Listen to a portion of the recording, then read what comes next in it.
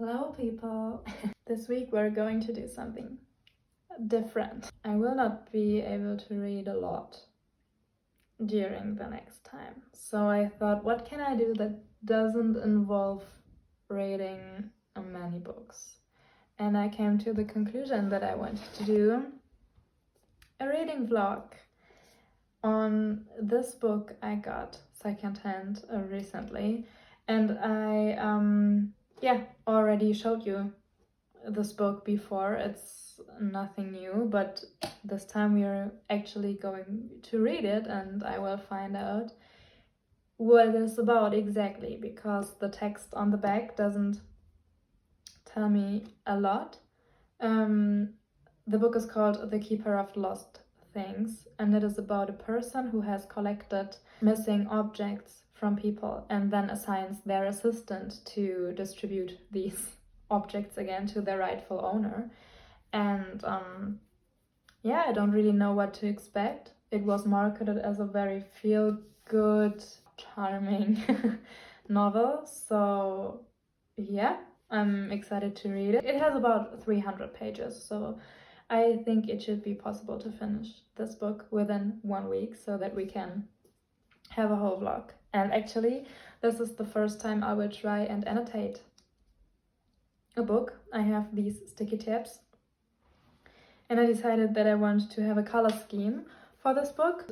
That is, I want to mark everything that I think is inspirational, emotional, and funny. So the inspirational color will be the pink sticky tab, the emotional category is the blue one, and when I think something is funny, I will take the yellow sticky tab, because this fits the cover and I think it will look nicely when we see all the colors here on the side. So yeah, enjoy this reading vlog. There will probably not be much happening besides me reading, but who knows? Maybe we will have an adventure together.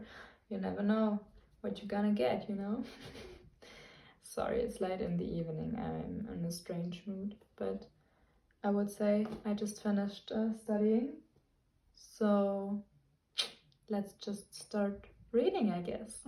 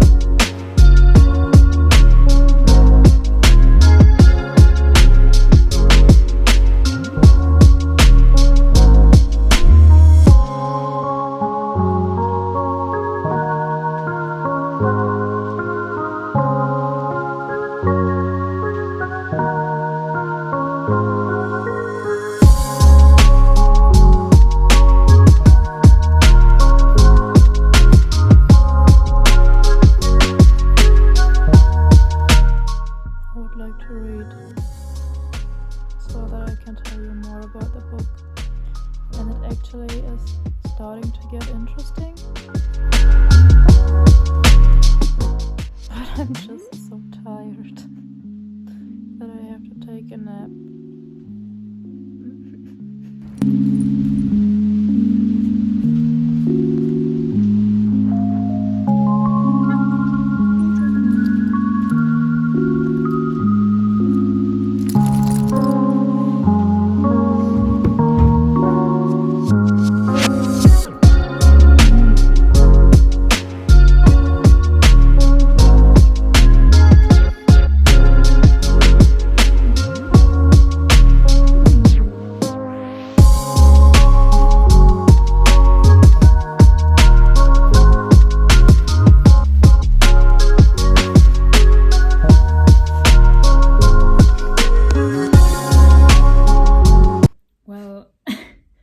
I thought I was just filming myself making a soup. This tasty soup. Turns out I didn't. And I mean, I could pretend to be reading right now, but actually I don't feel like it. I don't know. It's just not a reading mood for me. As you maybe saw earlier, I have started my old obsession again.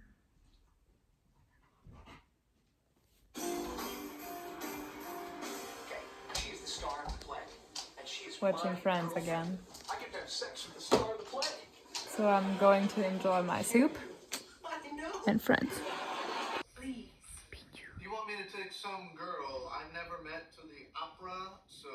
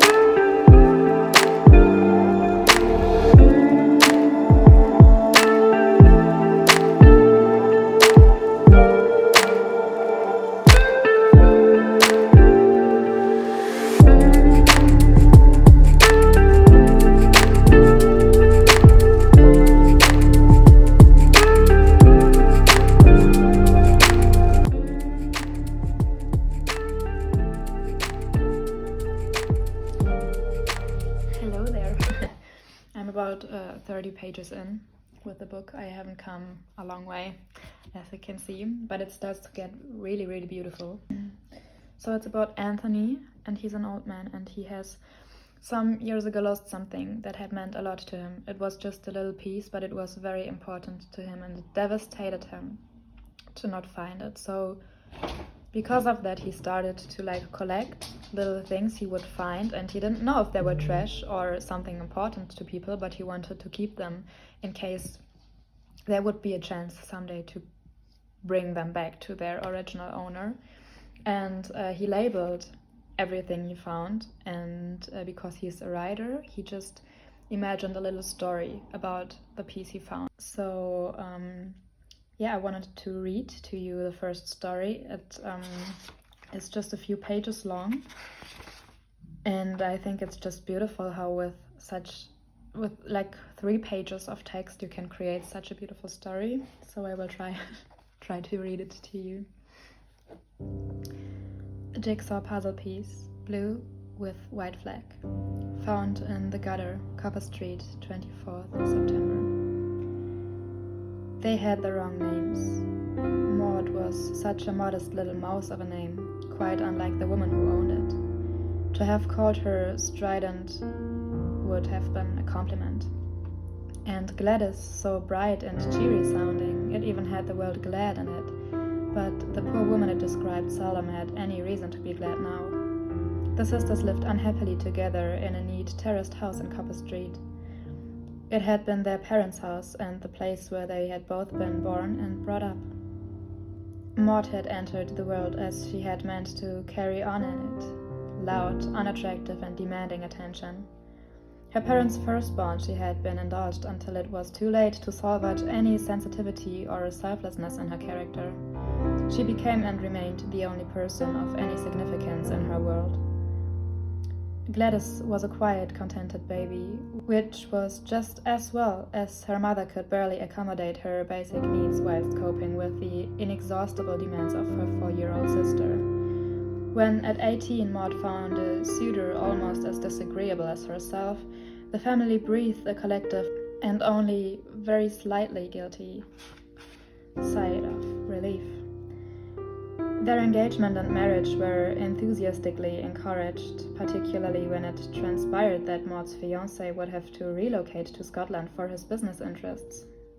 After an expensive, showy wedding, chosen and then criticized by Maud, and entirely paid for by her parents, she left to inflict herself upon an unsuspecting town in the far west of Scotland, and life at Copper Street became gentle contentment.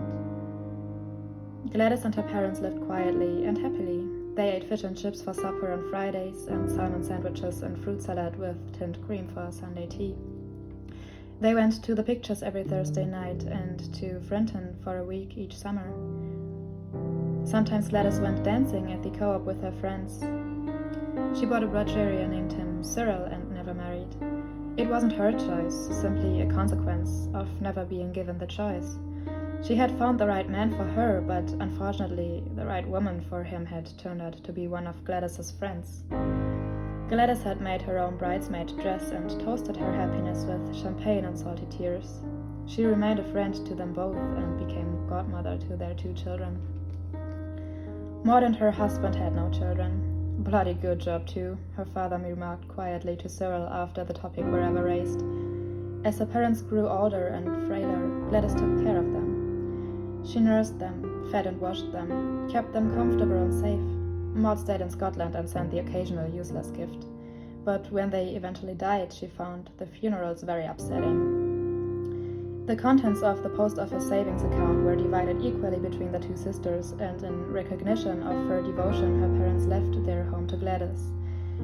But the will had a catastrophic codicil.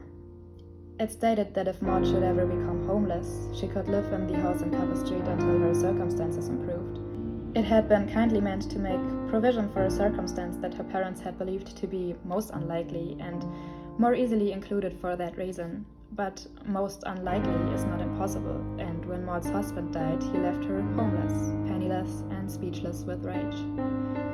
He had gambled away every asset they possessed, and rather than face Maud, he had then deliberately died. Maud returned to Copper Street, an old woman-shaped vessel of vitriol. The peaceful, happy life that Gladys enjoyed was destroyed the moment Maud arrived at the front door demanding money from her sister to pay the taxi driver. Untempered by any trace of gratitude, Maud invited misery as a permanent house guest. With her accomplished repertoire of tiny tortures, she tormented her sister at every turn. She put sugar in her tea, knowing full well that Gladys didn't take it, overwatered the houseplants and left a trail of mess and chaos in her wake. She refused to lift a finger to help with any of the chores and sat all day growing fat in Floorland, eating fudge, doing jigsaw puzzles, and listening to the radio at full blast. Gladys's friends stopped coming to the house, and she went out as often as she dared, but her return was always met with a punishment. A precious ornament accidentally smashed, or a favorite dress inexplicably burned with the iron. Maud even frightened away from the garden the birds that her sister had lovingly fed by leaving out scraps for the neighbor's cat. Gladys could never discard her parents' wishes, and any attempts to reason or remonstrate with her sister were met with disdain or violence. To Gladys, Maud was a death watch beetle, an unwelcome parasite who had invaded her home and turned her happiness into dust. And she tapped. Just like a death watch beetle, she tapped.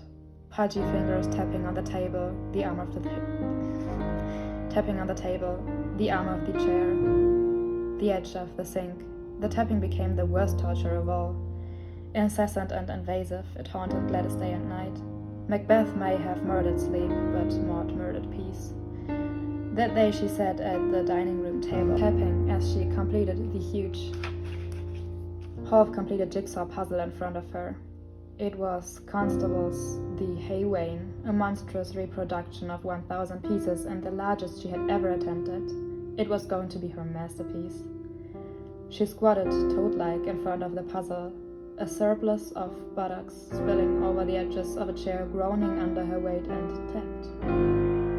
Gladys closed the front door quietly behind her and set off down Copper Street, smiling as the wind whisked and twirled the crispy autumn leaves along the gutter. In her pocket, her fingers felt around the edges of a small scrap of cardboard, machine cut, blue, with a tiny fleck of white. Isn't it crazy? What a story someone could imagine just from thinking about the piece of a jigsaw puzzle. I actually found it very beautiful and I didn't want you to not hear the story, so continue reading now.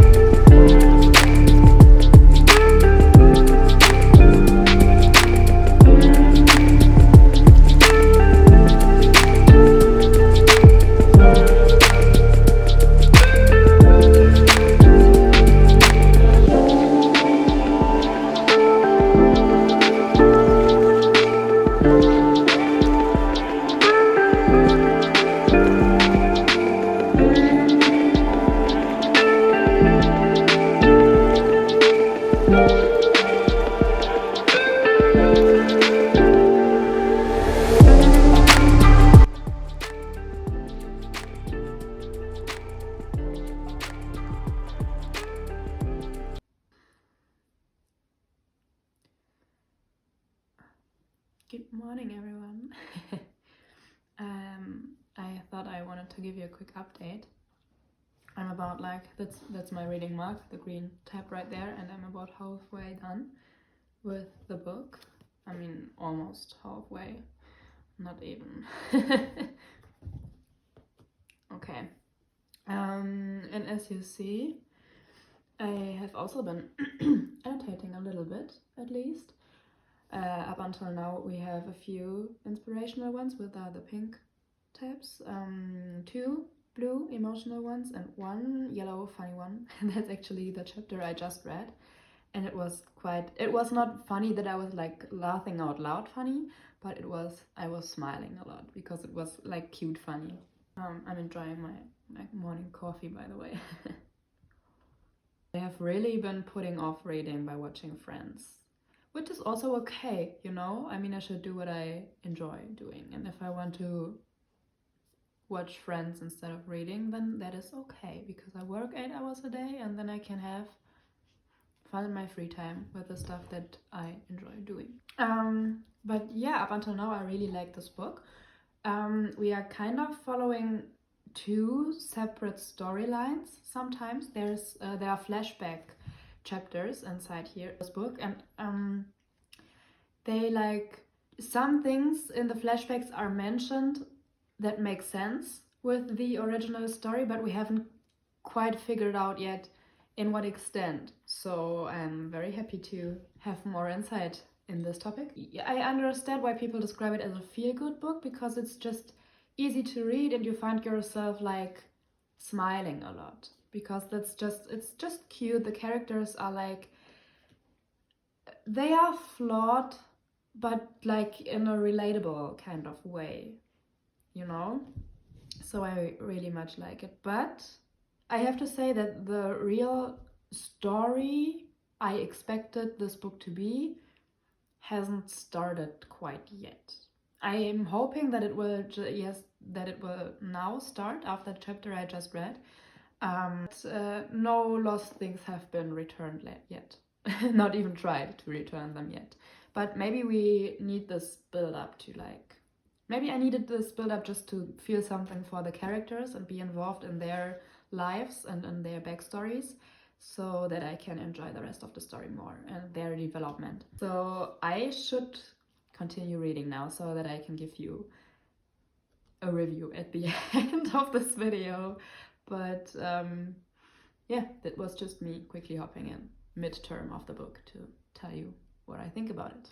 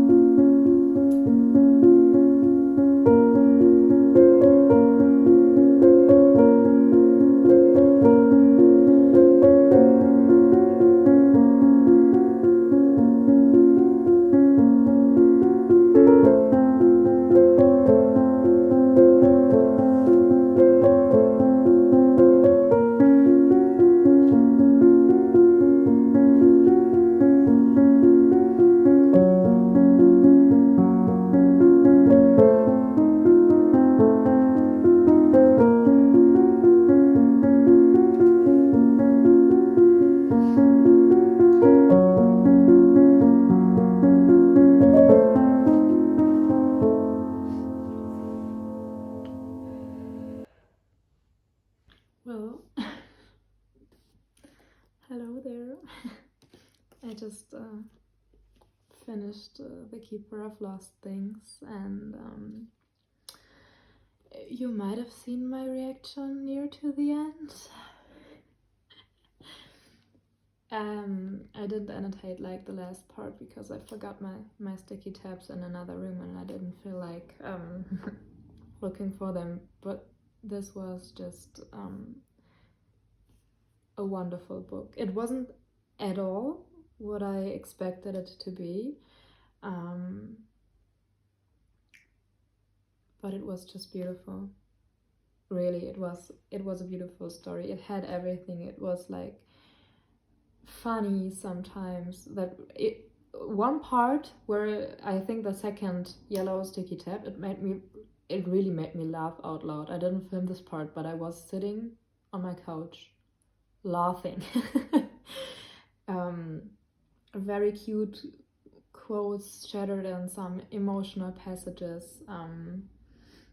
It's just I thought there would be more of them trying to get the lost things back to the people, but that, I mean, it is an essential part of the book, but it's not that the whole story just evolves about this. It's more about the people in this book, the individual characters and their development and their relationships and their backstories, their lives. Just you get really attached to the characters, by the way. You really feel for them, and it's I enjoyed it very much. I really did. I really would recommend you to read this book if you don't know what you should be reading. And yeah, it triggers a lot of different emotions. There are stories about the lost pieces. I mean, the author just had made a wonderful way of connecting things, and I found myself like turning back to other pages just to reread some passages again, because I was thinking like, oh my god, this thing that happened was mentioned like a few chapters ago and you just overread it without even realizing it, and then it all made sense. So it would really have made sense to annotate all these passages where you are thinking like, oh, maybe this is a hint for something that will happen later on, because there are a lot of hints in this book. And I haven't in a long time read a story that's like so thought through and with so many details in it that just connect the whole story from front to end. And if you have read the book and you know the last sentences, you maybe know what I mean. It just sums up like the whole essence of this book, basically. I think it, and maybe I'm just saying that because I just read it and it's so fresh in my mind. Maybe we have to see what I think in like a few weeks, but up until now it's one of my favorite books I read so far this year. I really had a lot of fun reading it, and now I'm going to try and edit this video so that you can see it today. No promise that I will make it though, and I have to shower. I probably look horrible, but that's not the point of the video. I just wanted you to I just wanted to tell you that please read this book. It's a very, very good book. And I hope you have a nice rest of your day, and yeah, see you next time. Bye.